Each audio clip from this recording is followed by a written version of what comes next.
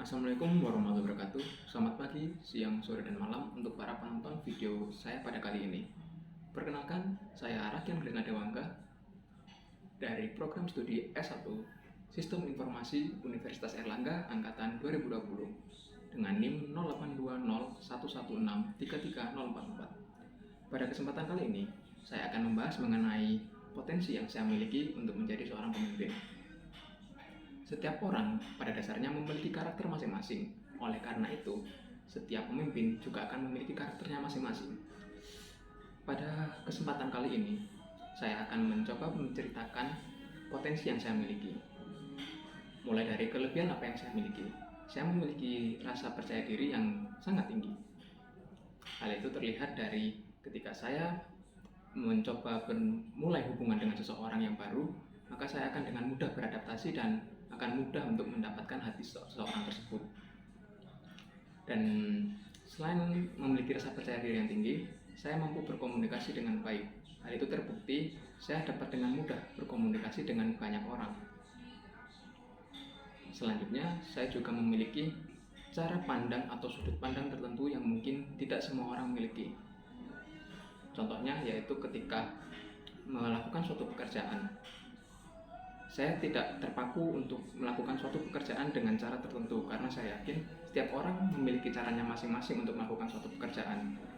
Bagi diri saya, yang terpenting pekerjaan tersebut adalah dapat diselesaikan dengan baik dan benar. Tidak harus melulu dengan cara yang ini ataupun cara yang itu.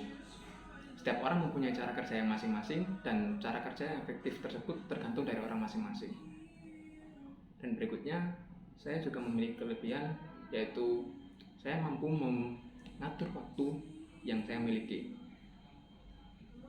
Saya sering menggunakan catatan kecil untuk mengingat sesuatu apa yang harus saya kerjakan, lalu menyusun skala prioritas apa yang saya harus dahulukan atau saya taruh untuk ditunda terlebih dahulu, seperti itu. Dan tak hanya kelebihan, saya juga memiliki beberapa pengalaman terkait kepemimpinan dalam berorganisasi. Hal tersebut bisa kita review kembali pada saat masa saya masih SMP. Ketika saya SMP, saya pernah menjadi seorang ketua organisasi konselor sebaya untuk rayon ataupun cabang di Surabaya Utara. Jadi apa itu konselor sebaya? Konselor sebaya adalah suatu organisasi di mana yang concern atau konsentrasinya itu berfokus pada menjadi konselor untuk teman sebaya kita. Dalam konteks ini sesama teman waktu kita masih SMP dengan teman yang memiliki umur sebaya. Jadi pada tahun 2013-2014 pemerintah Kota Surabaya mendirikan program ini untuk mengurangi ataupun menghilangkan dampak buruk akibat pergaulan yang salah ataupun bullying di sekolah ataupun tindakan-tindakan yang kurang mengenakan bagi pelajar ketika ada di sekolah, seperti itu. Dengan menjadi ketua organisasi konselor sebaya ini, saya belajar banyak hal, yaitu mengenai bagaimana cara berkomunikasi dengan orang lain, bagaimana cara mengetahui sebuah emosional dari orang lain, ataupun gimana perasaan dari orang lain. Dan dari situ saya merasa bahwa wow, sungguh banyak sekali sudut pandang kehidupan dari masing-masing orang, dan hal tersebut menjadi salah satu manfaat untuk kehidupan saya di kedepannya, sehingga saya bisa mengetahui beberapa orang dari segi background ataupun dari segi permasalahan yang ada. Dan lanjut ketika SMA, saya beberapa kali menjadi ketua ekstrakurikuler atau ketika kuliah disebutnya dengan UKM. Ketika saya kelas 11 SMA, saya pernah menjadi ketua ekstrakurikuler taekwondo di sekolah saya. Dan impact yang saya berikan pada organisasi ini sungguh-sungguh impactful atau berdampak, terlihat hasilnya. Karena pada 8 tahun terakhir ekstrakurikuler taekwondo di sekolah saya ini tidak memiliki prestasi sama sekali.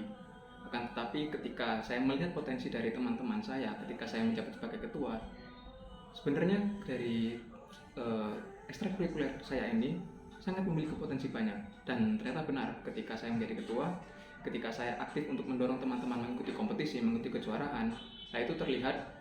Dan UKM atau ekstrakurikuler taekwondo dari sekolah saya memperoleh prestasi yang banyak di kala itu. Dan lanjut ke kelas 12, saya juga memiliki kegiatan yang aktif di bidang kesenian, khususnya di bidang band. Ketika kelas 12, saya menginisiasi teman-teman saya untuk membuat sebuah band di SMA saya. Pada awalnya band tersebut hanya untuk mengisi kegiatan-kegiatan yang ada di acara sekolah saya. Akan tetapi kemudian para guru, para petugas atau karyawan sekolah maupun teman-teman dari sekolah saya itu mendukung apa yang kami kerjakan ini, sehingga terbentuklah suatu ekstrakurikuler band di tahun itu. Dan ya kebetulan saya ditunjuk untuk menjadi ketua lagi. Jadi setelah kelas 11 saya memegang ekstrakurikuler taekwondo, ketika kelas 12 saya memegang ekstrakurikuler band, dan hasil yang positif juga terlihat dari ekstrakurikuler tersebut. Beberapa kali band dari SMA saya menjuarai kejuaraan tingkat maupun tingkat kota, tingkat provinsi, bahkan nasional. Bahkan prestasi terbaik yang diraih oleh ekstrakurikuler tersebut yaitu ketika band saya mampu menjuarai Singapore National Music Star Competition yang kebetulan menjadi juara 1.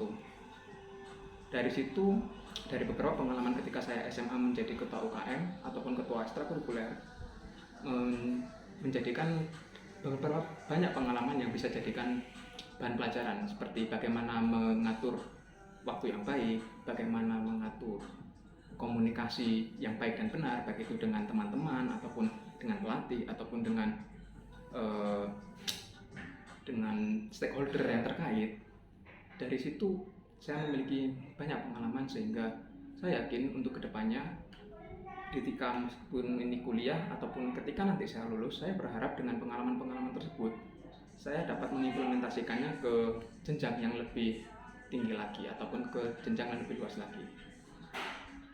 Demikian cerita ataupun pengalaman yang saya miliki untuk menjadi dasar potensi apa yang saya miliki untuk menjadi pemimpin kedepannya. Saya Raden Krisna Dewangga.